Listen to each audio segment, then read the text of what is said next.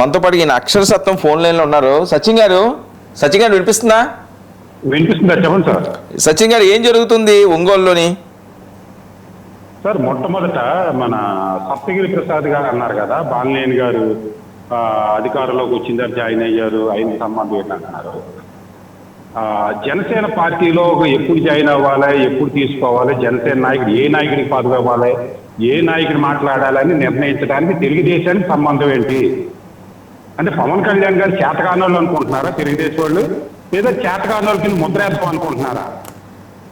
ఇప్పుడు చంద్రబాబు నాయుడు గారు కూడా 83లో ఎన్టీ రామారావు గారు పార్టీ అధికారంలోకి వచ్చిన తర్వాత వచ్చారు. అంటే చంద్రబాబు నాయుడు గారు కూడా అన్నారు కూడా పార్టీలో రావడానికి. చంద్రబాబు నాయుడు గారు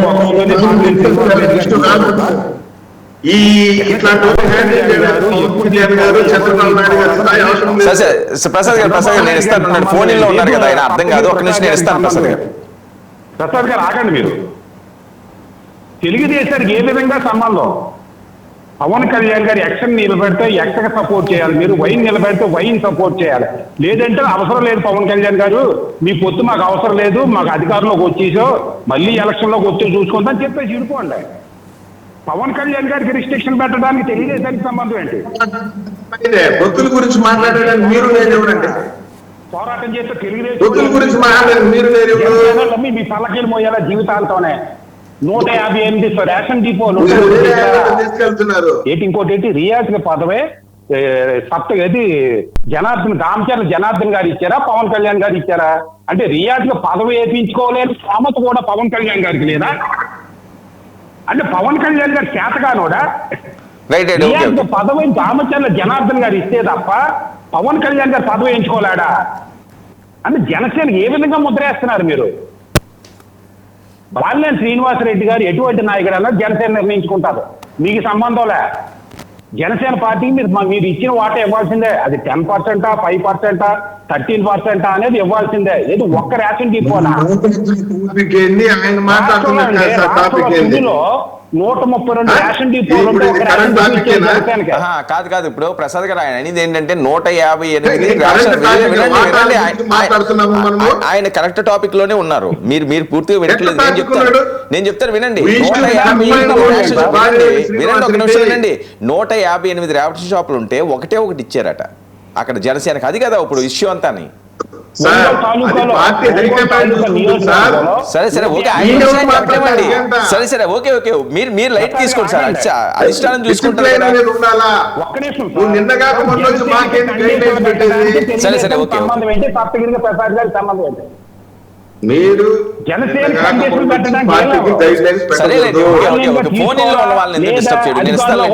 మరి చంద్రబాబు నాయుడు గారు కూడా వచ్చేసారుగా, అధికారులు ఆశ కోసం వచ్చేసారా? మరి సీఎం అయ్యారు, చంద్రబాబు గారు సస్పెండ్ చేసేయండి, బాలనాయుడు గారు సస్పెండ్ చేసేస్తాం. కంట్రోల్ చేయండి, మీ పార్టీ రామచంద్ర జనార్దన్ గారిని కంట్రోల్ చేయండి, అంతేగాని జనసేనని కంట్రోల్ చేయడానికి ట్రై చేయండి. తప్పులే. రేపు పొద్దున్న జగన్ వస్తాడు, మీరు పవన్ కళ్యాణ్ గారిని నెత్తుని పెట్టుకుని పార్టీని కాలు కింద తొక్కేస్తే మీ జీవితంలో తెలుగుదేశం ఒంటరిగానే ఎక్కలేదు. అది గుర్తించుకోండి.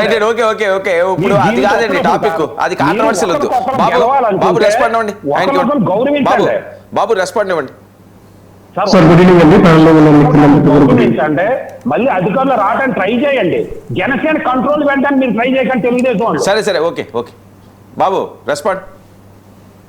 గుడ్ ఈవినింగ్ అండి వర్మ గారు, ప్యానెల్లో ఉన్న సభ్యులు కూడా గుడ్ ఈవినింగ్.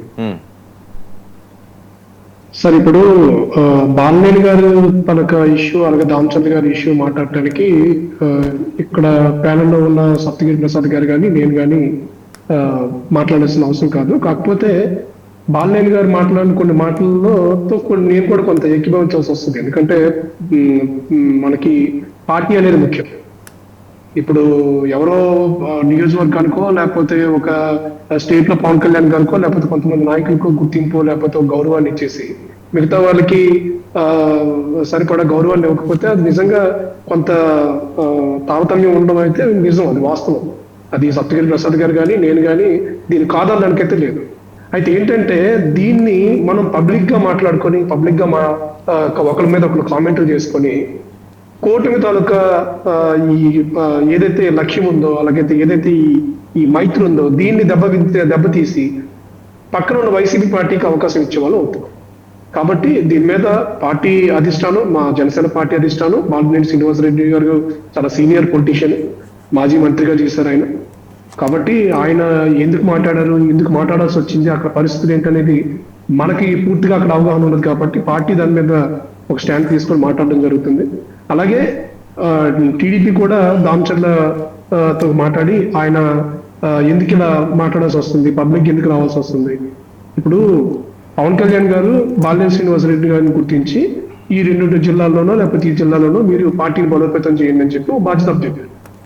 ఆ బాధ్యత చెప్పినప్పుడు కూటమి ధర్మం పాటిస్తూ, అంటే ఇక్కడ ప్రతిసారి మనం ఏం మాట్లాడుకుంటున్నాం అంటే కూటమిలో, అంటే మేము ఆ కూటమి గురించి మాట్లాడుతున్నాను, కూటమి క్రమశిక్షణ గురించి మాట్లాడుతున్నాం తప్పితే కూటమి ధర్మం గురించి మాట్లాడట్లేదు. ఆ కూటమి ధర్మం కూడా పాటించాలి. కూటమి క్రమశిక్షణ ఎప్పుడైతే మనం ఆశిస్తున్నామో కూటమి ధర్మాన్ని కూడా మనం పాటించాలి. ఇప్పుడు బాలినేని శ్రీనివాసరావు గారు చెప్పినట్టుగా 158 రేషన్ షాపుల్లో ఒక్క రేషన్ షాప్ మాత్రమే జనసేన వాళ్ళకి కేటాయించారని చెప్పి కొన్ని నియోజకవర్గాలు, కొన్ని కాదు, దాదాపు 85%, 90% నియోజకవర్గాల్లో ఒకటి కూడా ఏం లేదు.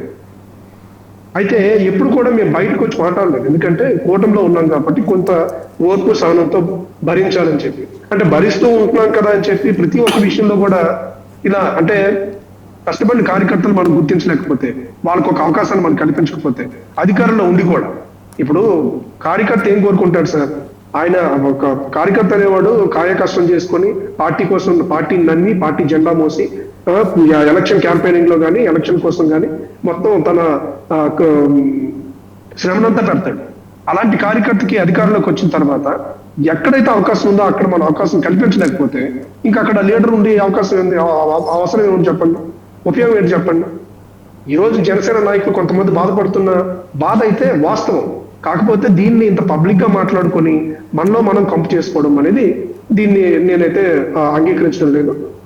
దీన్ని ఎంత త్వరగా వీలైతే అంత త్వరగా సమన్వయ కమిటీలు ఏర్పాటు చేసి తప్పనిసరిగా ఇదంతా, ఈ సమస్యలన్నీ కూడా సర్దుమణిగేలాగా పార్టీ, ఇటు జనసేన పార్టీ కానీ, తెలుగుదేశం పార్టీ కానీ, బీజేపీ పార్టీ కానీ తగిన చర్యలు తీసుకుంటుందని నేను భావిస్తున్నాను. ఎందుకంటే ఇది ఎలాగ రాజుకుని చాలా పెద్దదైపోయే అవకాశం ఉంది. ఇప్పుడు బాలినేని శ్రీనివాసరెడ్డి గారు ఎక్కడి నుంచి వచ్చారు, ఎప్పుడు వచ్చారు, ఏంటనేది అది అప్రస్తుతం. పవన్ కళ్యాణ్ గారు ఒక నిర్ణయం తీసుకున్నారు, ఆయన నాయకత్వాన్ని నమ్మారు, ఆయనకు ఒక నాయకత్వ బాధ్యతలు అప్పచెప్పారు. ఆయన బాధ్యతల పరంగా మా పార్టీ కార్యకర్తలకి అండగా నిలబడాల్సిన అవసరం బాలినేని శ్రీనివాసరెడ్డి గారికి ఉంటుంది. అక్కడ వాస్తవ పరిస్థితులు, క్షేత్రస్థాయి పరిస్థితులు ఏంటనేది మనకు తెలియదు. ఇప్పుడు ఆ జిల్లాలో ఏంటి పరిస్థితి అనేది మనకు తెలియదు. అక్కడ ఎమ్మెల్యేలు ఎలా ప్రవర్తిస్తున్నారు, పార్టీ మిగతా జనసేన కానీ, బీజేపీ పార్టీలు కానీ, కార్యకర్తలు కానీ, నాయకులు కానీ ఎలా కలుపుకొని వెళ్తున్నారు, లేకపోతే వర్గాలుగా విడిపోయారా ఏంటనేది మనకు అక్కడ వాస్తవ పరిస్థితులు తెలియదు. ఆయన అక్కడ ఒక బాధ్యత తీసుకొని ఒక జిల్లా అధ్యక్షుల హోదాలో, అంటే 2 జిల్లాలకి ఆయన ఒక బాధ్యత తీసుకొని ఆయన నాయకత్వం వహిస్తున్నారు కాబట్టి ఆయనకు ఉన్న రిపోర్టు ఆధారం చేసుకొని ఆయన మాట్లాడి ఉండొచ్చు. అందులో నిజం ఉండొచ్చు, అబద్ధం ఉండొచ్చు. లేదు వీళ్ళిద్దరికి గతంలో ఉన్న రాజకీయ వైరాల వల్ల ఇప్పుడు దీన్ని పెద్ద చేసుకుని మాట్లాడుకోవచ్చు. ఏదేమైనప్పటికీ కూడా ఇక్కడ మేము మాట్లాడుకోవాల్సిన అవసరం కాదు. అది పార్టీ హైకమాండ్, అటు తెలుగుదేశం కానీ జనసేన కానీ ఒక యాక్షన్ తీసుకొని వాళ్ళిద్దరిని సముదాయపరచాల్సిన అవసరం ఉంటుంది. ఈ విషయం అయితే నేను ఇదే చెప్పాలి. Right, okay. మీ పరిస్థితి ఏంటండి? మీకు నెత్తి మీద పాలు పోస్తున్నారని కొంతమంది అంటారు, అస్త్రాలు ఇస్తున్నారని కొంతమంది అంటారు. కృష్ణాంజనేయులు గారు కూడా ఆయన చాలా సీరియస్ కామెంట్స్ చేశారు. వర్మ గారు, ముందుగా మీకు పెద్దలు అన్న సప్తగిరి ప్రసాద్ గారికి, కృష్ణాంజనేయులు గారికి, సోదరులు బాబు గారికి, 99 టీవీకి వీక్షిస్తున్నటువంటి తెలుగు ప్రజలకి శుభ సాయంత్రం. సార్, ఇప్పుడు బాలినేని గారి విషయంలో, దామచర్ల జనార్దన్ గారి విషయానికి, ఈ 2 విషయాలకు వస్తే వాళ్ళది అది అంతర్గత విషయం, ఆ కూటమిలో ఉన్నటువంటి అంతర్గత విషయం. వైఎస్ఆర్సీపీ ఏం మాట్లాడినా సరే అది రాజకీయ రంగు, అబ్బాయిలకు చాలా సంతోషంగా ఉంది, 2 పార్టీలు విడిపోతాయి, సంతోషంగా ఉంది అని చెప్పని మాటలు మా మీద ప్రయోగిస్తారు. కానీ నేను ఈ విషయంని ఆధారంగా చేసుకుని ఒకటి చెప్పగలను సార్. ఒకటి, దామచర్ల జనార్దన్ గారు చేసినటువంటి కామెంట్ మీరు ఇప్పుడు వినిపించారు కూడా, దాన్ని మీరు కానీ పార్టీ మారకపోయి ఉంటే అని చెప్పిన డైలాగు. ఈ డైలాగు అనేటువంటిది ఎంత నీచమైనటువంటి డైలాగో, దుర్మార్గమైనటువంటి డైలాగో మనం అందరం కూడా గమనించాలి. సభ్య సమాజం చూస్తుంది. ఈ యొక్క అందరూ కూడా న్యూట్రల్గా ఉన్నటువంటి ప్రతి ఒక్కరూ కూడా దీన్ని గమనించాల్సినటువంటి అవసరం ఉంది. అంటే వాళ్ళ పార్టీలో ఉన్నారు కాబట్టి ఆయన ఏం తప్పు చేసినా సరే, ఆయన తప్పులు చేస్తున్నా కానీ ఏం ఇబ్బంది లేదు. అదే కానీ పార్టీ మారకుంటే వాళ్ళ పార్టీకి సంబంధించిన వాడు కాకపోతే తప్పులు చేయకపోయినా సరే, తప్పులు చేసి ఉన్నా సరే దాన్ని పెద్దగా తీసుకొని పోయి శిక్షిస్తారు. అంటే మా పార్టీ వాళ్ళకి మేము శిక్ష వేయం, మా పార్టీలో ఉంటే ఏ తప్పులు చేసినా శిక్షలు పడవు, వేరే పార్టీ వాళ్ళైతే శిక్షలు వేస్తాం అనేటువంటి ఇండికేషన్ చెప్పచ్చు దీన్ని. ఇది ఆయన స్వయంగా ఆయనే ఒప్పుకుంటున్నాడు. ఇంకొకటి బాలినేని శ్రీనివాసరెడ్డి గారి డైలాగ్. ఆయన ఏం చెప్తున్నాడు, ఇప్పుడున్నటువంటి ఎమ్మెల్యే దామచర్ల గారు చేసినటువంటి అన్ని కార్యక్రమాలను కూడా ఎత్తి చూపిస్తున్నాడు. ఇసుకలో నీకు ఎంత వస్తుంది, లిక్కర్ షాపుల్లో నీకు ఎంత వస్తుంది, రేషన్ బియ్యంలో నీకు ఎంత వస్తుంది, మైనింగ్లో నీకు ఎంత వస్తుంది, భూ కబ్జాల్లో మీకు ఎంత వస్తుంది, ఇంకా చిన్న చిన్న పోలీస్ స్టేషన్లో వచ్చేటువంటి తగాదాల్లో కానీ, పోలీస్ స్టేషన్లో వచ్చేటువంటి విధి విధానాల్లో కానీ నీకు ఎంత వస్తుంది అనేటువంటిది ఫిగర్స్తో సహా మొత్తం డిస్ప్లే చేస్తున్నాడు బాలినేని శ్రీనివాసరెడ్డి గారు. ఇప్పుడు ఈ రెండు ఏం చేస్తూ ఉంది, ఒకటి మా పార్టీలో ఉంటే మేము శిక్షించం, ఏం తప్పు చేసినా చెల్లుబాటు అవుతుంది, వేరే వాళ్ళ పార్టీల్లో మాత్రం మేము రెడ్ బుక్ రాజ్యాంగాన్ని అమలు చేస్తాం అనేటువంటి ఒక ఇండికేషన్ నేను పంపిస్తే, ఇప్పుడు ఉన్నటువంటి ఎమ్మెల్యేలు ఎంపీలు ఎంత దారుణంగా, దౌర్భాగ్యంగా, నీచంగా, నికృష్టంగా దోచుకుంటున్నారో, ప్రజాధనాన్ని, ప్రజల్ని దోచుకుంటున్నారు అనేటువంటిది బాలినేని శ్రీనివాసరావు చెప్తున్నారు. ఇది ఇక్కడే కాదు, కొలుక్కుపూడి శ్రీనివాసరావు గారు చెప్పారు. కేసినేని చిన్ని అనే విషయంలో కూడా ఆయనకి ఆదాయ వనరు, మెయిన్గా ఉన్నటువంటి ఆదాయ వనరు గంజాయి అమ్మేయడం, అదేవిధంగా ప్యాకెట్ అడియడం అనేటువంటిది. అయ్యా మేము చెప్పింది కదా టీడీపీ వాళ్ళారా, మేము చెప్పింది కదా నాయన, మీ ఎమ్మెల్యే కొడుకు శ్రీనివాసరావు గారు చెప్పిన మాటలను మాత్రమే నేను ఇప్పుడు మాట్లాడుతున్నాను, నా మీద మీరేమీ ప్రయోగాలు చేయాల్సిన అవసరం లేదు. ఇప్పుడు అసలు విషయానికి వస్తే సార్, ఇప్పుడు ఈ యొక్క సంగ్రామంలో అసలు విషయానికి వస్తే తెలుగుదేశం, జనసేన, బీజేపీ ఈ మూడు పార్టీలు కూటమి ధర్మం అంటూ పోతున్నారు. కానీ ఎక్కడి వరకు వీళ్ళు కూటమి ధర్మాన్ని పాటిస్తున్నారంటే, మా పైన ఉన్నటువంటి ఈ యొక్క చంద్రబాబు నాయుడు, లోకేష్, పవన్ కళ్యాణ్ వీళ్ళ లెవెల్లోనే కూటమి ధర్మాన్ని పాటిస్తున్నారు. కానీ కిందకు వస్తే ఎటువంటి కూటమి ధర్మాలు లేవు. వీళ్ళు నిజంగా జనసేన పార్టీకి ముసలం చంద్రబాబు నాయుడు రూపంలో పుట్టింది. చంద్రబాబు నాయుడు రూపంలో జనసేన పార్టీకి ముసలం పుట్టింది. ఈరోజు చంద్రబాబు నాయుడు ఎంత పార్టీని ఎంత దౌర్భాగ్యంగా దిగజారుస్తున్నారంటే, పవన్ కళ్యాణ్కి మాత్రం వాల్యూ ఇచ్చి లోపల ఉన్నటువంటి అందరినీ కూడా, పార్టీలో అందరినీ కూడా నిర్వీర్యం చేసేటువంటి పరిస్థితి. చిన్న ఎగ్జాంపుల్ చెప్తాను, అదే ఒక చిన్న ఎగ్జాంపుల్ చెప్తాను. అంటే చెప్పాలి సార్, ఎందుకంటే పబ్లిక్లో జరిగే విషయాలు కదా, ఒక పార్టీ కాకుండా ఖచ్చితంగా ఒక ఆంధ్ర రాష్ట్ర పౌరుడిగా నేను చెప్పాల్సిన అవసరం ఉంది. శ్రీకాళహస్తి విషయానికి వద్దాం సార్. శ్రీకాళహస్తిలో జనసేనలో పనిచేసినటువంటి జనసేన ఇన్ఛార్జ్ కోట వినుత అనేటువంటి ఒక మహిళ, ఈమె జనసేనకి చాలా అద్భుతంగా పనిచేసింది, చాలా కష్టపడింది. ఎవరైనా సరే, పవన్ కళ్యాణ్ గారు అయినా సరే ఒప్పుకోవాల్సిందే, ఆమె చాలా వినూత్నంగా పనిచేసింది వినూత పార్టీకి. ఇటువంటి వినూత అనేటువంటి ఒక మహిళని, అదే సామాజిక పాపం, ఆమె అదృష్టమో దురదృష్టమో లేకుంటే యాక్సిడెంట్లో ఆమె పవన్ కళ్యాణ్ గారి సామాజిక వర్గానికి సంబంధించినటువంటి ఒక మహిళ. ఈ మహిళ పైన అక్కడ ఉన్నటువంటి ఎమ్మెల్యే ఎంత దారుణమైన పని చేశాడండి. వాళ్ళ డ్రైవర్ని ప్రేరేపించి, వాళ్ళ డ్రైవర్ని ఆమె యొక్క అశ్లీల వీడియోలు, ఆమెకి అంతర్గతంగా ఉన్నటువంటి వీడియోల్ని, ఆమెకి ప్రైవేట్ వీడియోల్ని షూట్ చేసి నాకు ఇవ్వమని చెప్పని డబ్బులు ఇచ్చి ఆ డ్రైవర్ని పంపించి, ఆ డ్రైవర్ కూడా చచ్చిపోయేటువంటి పరిస్థితికి క్రియేట్ చేసినటువంటి తెలుగుదేశం ఎమ్మెల్యే పైన ఏమి యాక్షన్ తీసుకున్నాడు చంద్రబాబు నాయుడు గారు కానీ పవన్ కళ్యాణ్ గారిని అడగాలి. వీళ్ళకి సంబంధించి ఈ కేసుకు సంబంధించి తమిళనాడు నుంచి పోలీసులు కూడా ఈ యొక్క బుద్ధ సుధీర్ రెడ్డిని వచ్చి విచారించినటువంటి సంఘటన ఉంది. తమిళనాడు నుంచి పోలీసులు వచ్చి దీనికి నీకు ఇన్వాల్వ్మెంట్ ఉందని చెప్పి తమిళనాడు పోలీసులు వచ్చి ఎమ్మెల్యేని విచారించారు. విచారించారు ఏమైంది అనేది కూటమి నేతలు చెప్పాలా, అధికారంలో ఉంటూ వాళ్ళు చెప్పాలా? మాకేం పని ఉండేది, మనం ఎక్కువ పోతే మీకేం సంబంధం అంటారు. ఇంత దౌర్భాగ్యమైనటువంటి పరిస్థితుల్లో జనసేన పార్టీని తీసుకెళ్తా ఉంటే, ఒక మహిళని లేకుండా నీచంగా బొక్కి నారదీస్తూ ఉంటే కనీసం స్పందించే కూటమి ధర్మం అంటారు. ఏం మాట్లాడినా సరే కింద ఉన్నటువంటి నాయకులు ఏమన్నా మాట్లాడితే కూటమి ధర్మం అంటారు. కూటమి ధర్మం. బాలినేని శ్రీనివాసరెడ్డి 2 సంవత్సరాలుగా పడి ఆయన వచ్చినటువంటి ప్రెస్ స్టేషన్లో వచ్చినటువంటి మాటలది. బాలినేని శ్రీనివాసరెడ్డి గారి కోసం అడగట్లాడా?